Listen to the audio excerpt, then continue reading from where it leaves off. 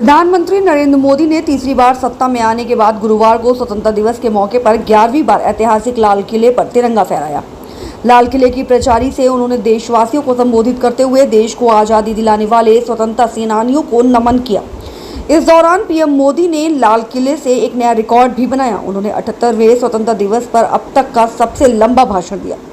PM Modi ने लाल किले की प्राचीर से 98 मिनट तक देशवासियों को संबोधित किया, यानी उन्होंने 1.5 घंटे से ज़्यादा का भाषण दिया। उन्होंने साल 2016 में स्वतंत्रता दिवस के मौके पर 96 मिनट का भाषण दिया था, लेकिन आज उन्होंने 98 मिनट का भाषण देकर अपना खुद का रिकॉर्ड तोड़ दिया। पीएम मोदी का सबसे छोटा संबोधन साल 2017 में था, जब उन्होंने करीब 56 मिनट तक भाषण दिया था। पीएम मोदी ने अपने भाषण से कई तरह के संदेश दिए और साफ तौर पर अपनी प्राथमिकताओं को बताया। हिंदुओं के मुद्दों पर उन्होंने बांग्लादेश की सरकार को साफ संदेश दे दिया। वहीं देश में भ्रष्टाचार के मुद्दों पर चल रही कार्रवाई को लेकर भी साफ संदेश देने का काम किया। सरकार की तरफ से जारी सुधारों को लेकर भी पीएम मोदी पूरी तरह से प्रतिबद्ध दिखे। शिक्षा और रोजगार के मुद्दों को भी पीएम मोदी ने अपने लाल किले से संबोधन में प्रमुखता से रखा।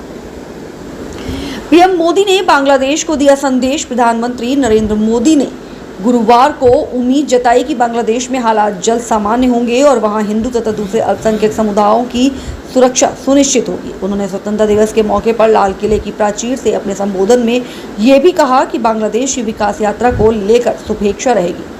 मोदी ने कहा, बांग्लादेश में जो कुछ हुआ है उसको लेकर पड़ोसी देश के नाते हमें चिंता होना स्वाभाविक है।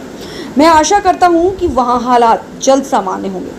140 करोड़ देशवासियों की चिंता ये है कि वहाँ हिंदू अल्पसंख्यक समुदाय की सुरक्षा सुनिश्चित हो। उन्होंने कहा, भारत हमेशा चाहता है कि हमारे पड़ोसी देश सुख और शांति के मार्ग पर चले।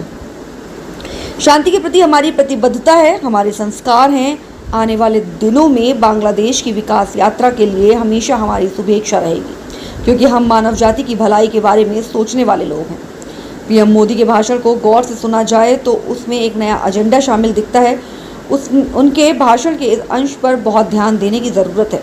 उन्होंने जाहिर किया कि लोकल सेल्फ गवर्नेंस और स्टेट लेवल पर अगर तेज़ी से काम नहीं होगा तो भारत के महत्वाकांक्षी एजेंडा को पाने में बहुत समस्याएं आ सकती हैं। यही वजह है कि उन्होंने अपने भाषण में गवर्नेंस की 3 लाख यूनिट्स का जिक्र किया। ये लाखों यूनिट्स 2-2 रिफॉर्म्स भी करें तो 30 लाख रिफॉर्म्स हो सकते हैं। पीएम मोदी ने अपने भाषण में रिफॉर्म्स पर भी सफाई दी। उन्होंने कहा कि सरकार के सुधार पिंक पेपर के भारी भरकम आर्थिक खबर बनाने वाले घटनाक्रम नहीं है, वे बहुत गहराई वाला काम होने वाला है। इसके लिए नए किस्म के रिफॉर्म आएंगे जो हर इंसान की जिंदगी पर बहुत असर डालेंगे। पीएम मोदी ने न्यायिक सुधार को लेकर जनता की राय की भी बात की। भ्रष्टाचार के खिलाफ कार्रवाई पिछले 10 सालों में केंद्र सरकार की प्रमुख एजेंडों में शामिल रहा। पिछले लोकसभा के चुनाव के दौरान भी बीजेपी ने इसे मजबूती से उठाया था। पीएम मोदी के भाषण से दूसरी बड़ी हेडलाइन ये निकली कि जो लोग भारत की तरक्की से परेशान निराशावादी, भ्रष्टाचारवादी हैं, परिवारवादी हैं, उन पर उनका हमला शोर शोर से रहने वाला है। पीएम मोदी की इस चेतावनी को पिछले दिनों से घटनाक्रम से जोड़कर देखा जा सकता है। पीएम मोदी ने बिना नाम लिए हिंडनबर्ग जैसी रिपोर्ट के बाद देश में विपक्षी दलों के नकारात्मक राजनीति पर हमला बोला।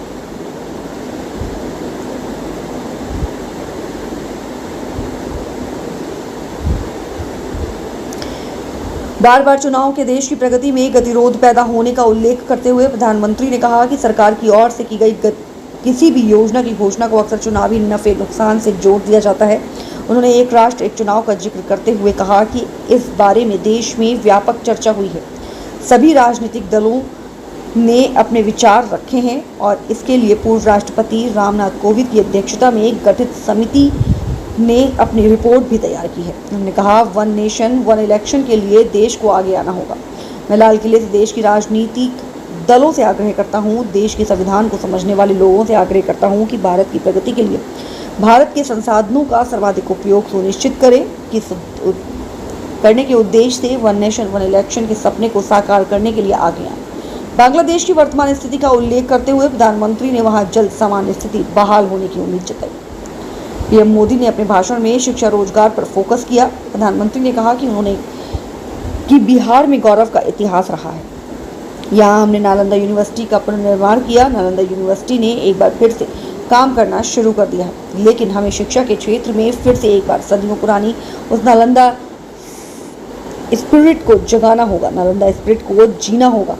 उस नालंदा स्पिरिट को लेकर के बड़े विश्वास के साथ विश्व की ज्ञान की परंपराओं को नई चेतना देने का काम करना होगा। प्रधानमंत्री ने कहा कि नई शिक्षा नीति पर कई राज्यों के अच्छे कदम उठाए हैं। इनके कारण 21वीं सदी के अनुरूप अपनी शिक्षा व्यवस्था को जो हम बल देना चाहते हैं और विकसित भारत के लिए जिस प्रकार से मानव समूह को तैयार करना चाहते हैं, उसमें नई शिक्षा नीति की बड़ी भूमिका है।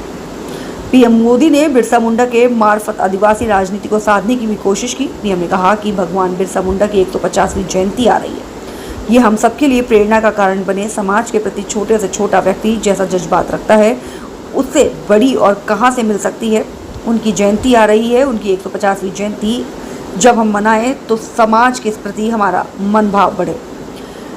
हम समाज के सभी गरीबों, दलितों, आदिवासियों को अपने साथ लेकर चलें।